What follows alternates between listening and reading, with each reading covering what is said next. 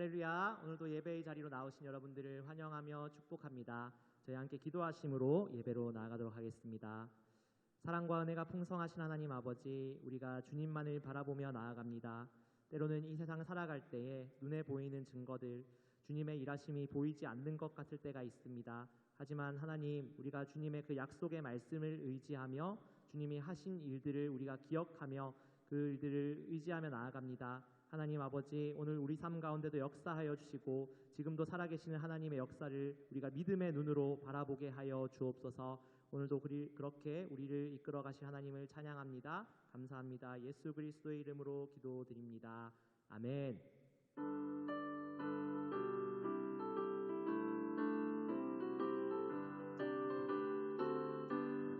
이 눈에 아무 증거 아니 배어도 믿음만을 가지고서 늘 걸으며 이 귀에 아무 소리 아니 들려도 하나님의 약속 위에 서리라.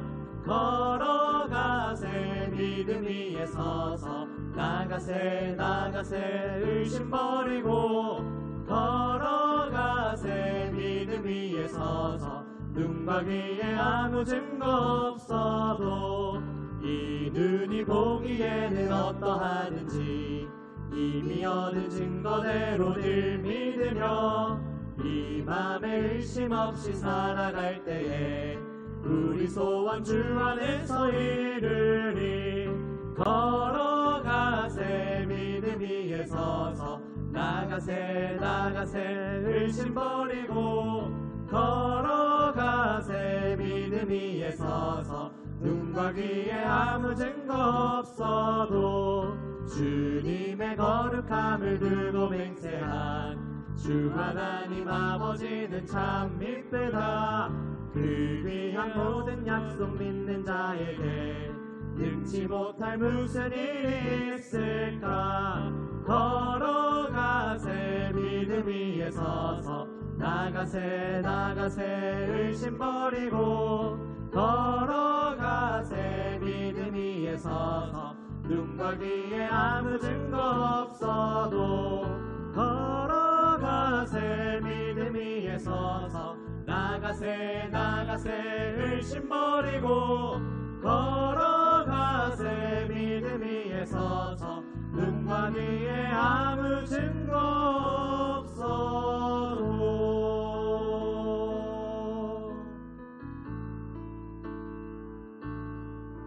전능하신 나의 주 하나님은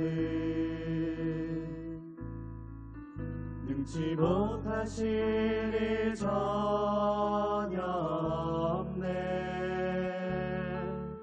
우리의 모든 간구도 우리의 모든 생각도 우리의 모든 꿈과 모든 소망도 진실하신 나의 주 하나님은 우리의 모든 괴로움 바꿀 수 있네. 불가능한 일 행하시고 죽은 자를 일으키시니 그를 이길 자 아무도 없네. 주의 말씀 의지하여 깊은 곳에 금을 던져 오늘 그가 놀라운 일을 이루시는 것 보라. 주의 말씀 의지하여 믿음으로 금을 던져 믿는 자에겐 능치 못한 주의 말씀 의지하여 깊은 곳에 금을 던져 오늘 그가 놀라운 일을 이루시는 것 보라. 주의 말씀 의지하여 믿음으로 금을 던져 믿는 자에겐 능치 못한 부족함없네.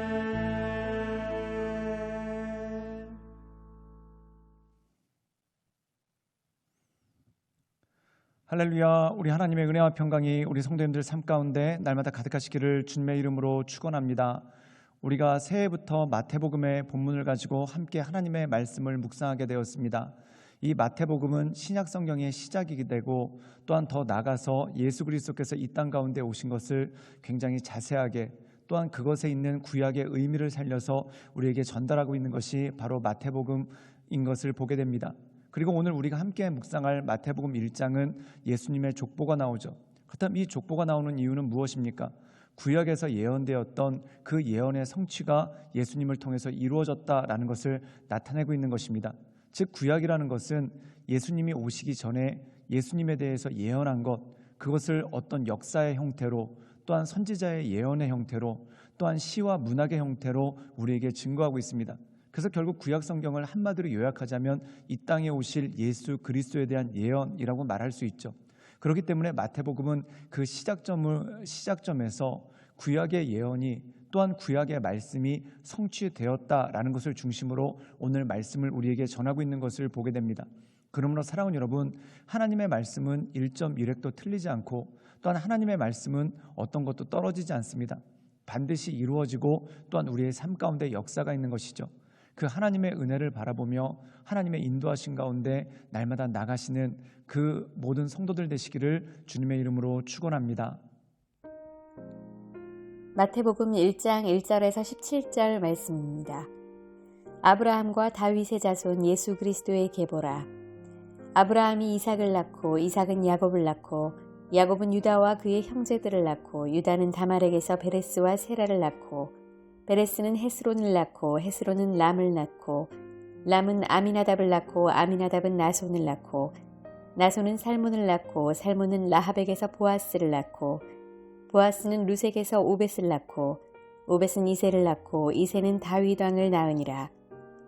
다윗은 우리아의 아내에게서 솔로몬을 낳고 솔로몬은 르호보암을 낳고 르호보암은 아비야를 낳고 아비야는 아사를 낳고 아사는 여호사밧을 낳고 여호사밧은 요람을 낳고 요람은 우시야를 낳고 우시야는 요담을 낳고 요담은 아하스를 낳고 아하스는 히스기야를 낳고 히스기야는 므낫세를 낳고 므낫세는 아몬을 낳고 아몬은 요시야를 낳고 바벨론으로 사로잡혀 갈 때에 요시야는 여고냐와 그의 형제들을 낳으니라.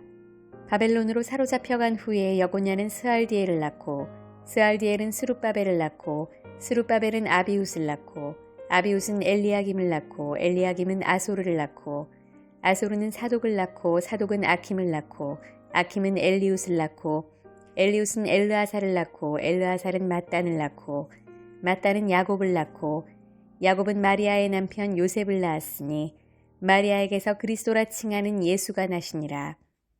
그런즉 모든 대수가 아브라함부터 다윗까지 14대요 다윗부터 바벨론으로 사로잡혀갈 때까지 14대요 바벨론으로 사로잡혀간 후부터 그리스도까지 14대더라. 우리가 함께 마태복음 1장의 말씀을 묵상하고 있습니다. 그런데 놀랍게도 마태복음 1장 1절에 보면은 아브라함과 다윗의 자손 예수 그리스도의 계보라라고 말씀하고 있습니다. 우리가 창세기에 보면은 하나님께서 창세기 12장에 아브라함을 부르시죠.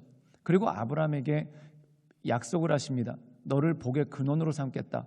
또한 내가 너로 큰 민족을 이루겠다라는 말씀을 주시죠. 그렇다면 복의 근원으로 삼겠다는 의미가 무엇입니까?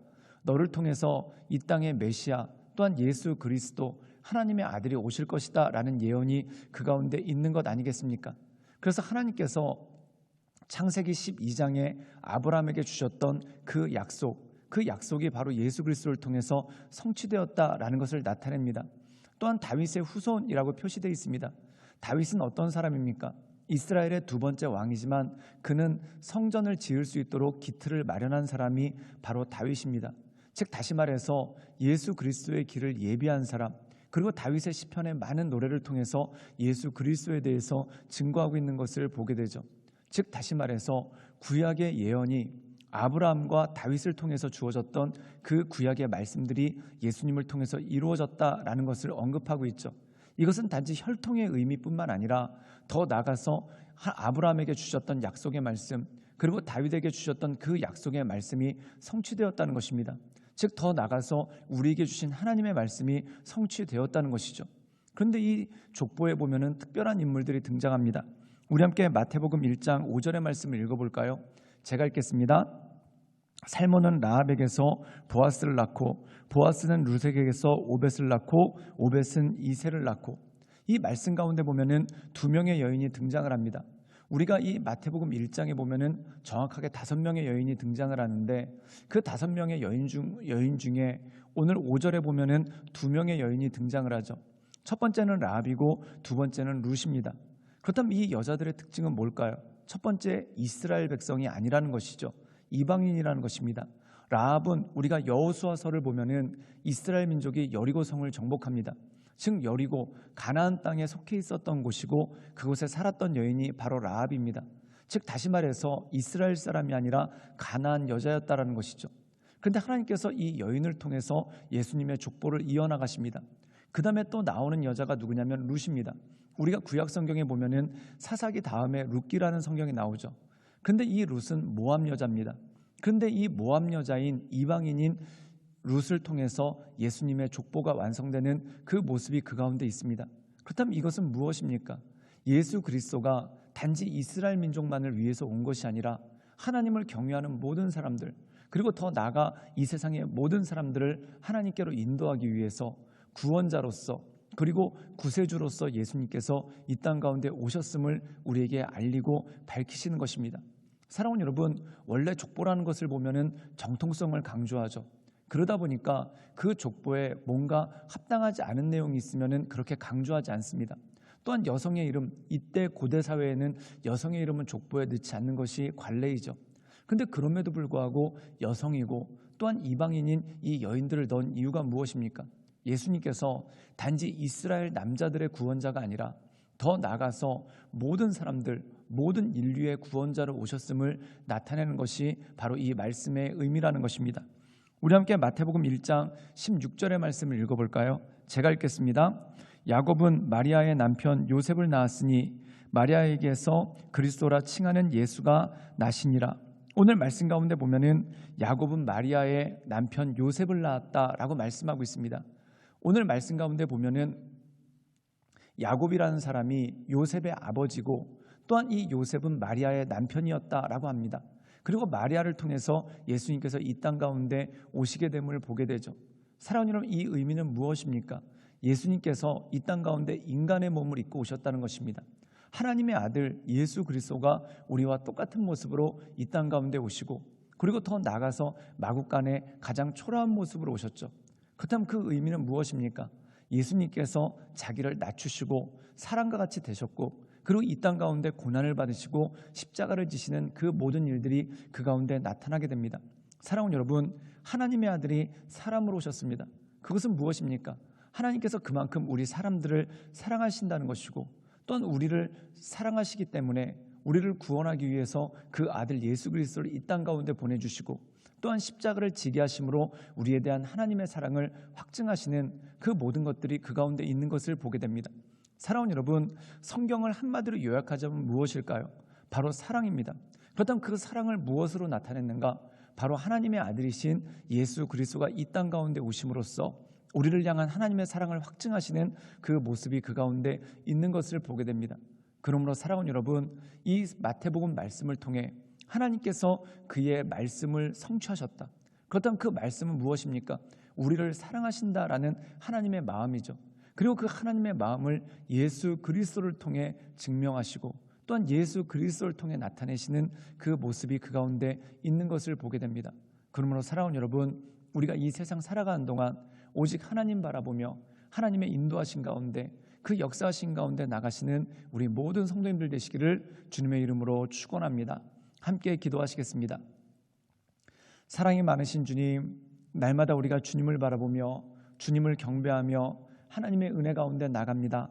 말씀이 육신되어 이 땅 가운데 오신 예수님, 성경의 모든 것이 하나님의 마음을 우리에게 전하고 계시고 그 하나님의 마음, 우리를 향한 사랑, 그리고 그 사랑을 하나님의 아들 예수께서 이 땅 가운데 오심으로 성취하시고 이루셨음을 우리가 믿습니다. 그러므로 우리가 이 말씀을 묵상할 때마다 하나님의 사랑을 날마다 마음 가운데 새기며 하나님의 인도하신 가운데 나가는 믿음의 사람으로, 하나님의 사람으로 주여 붙잡아 주시고 주님 역사하여 주시옵소서. 주님께 모든 걸 위탁드리오며 살아서 역사하시는 주 예수 그리스도의 이름으로 감사하며 기도드리옵나이다. 아멘.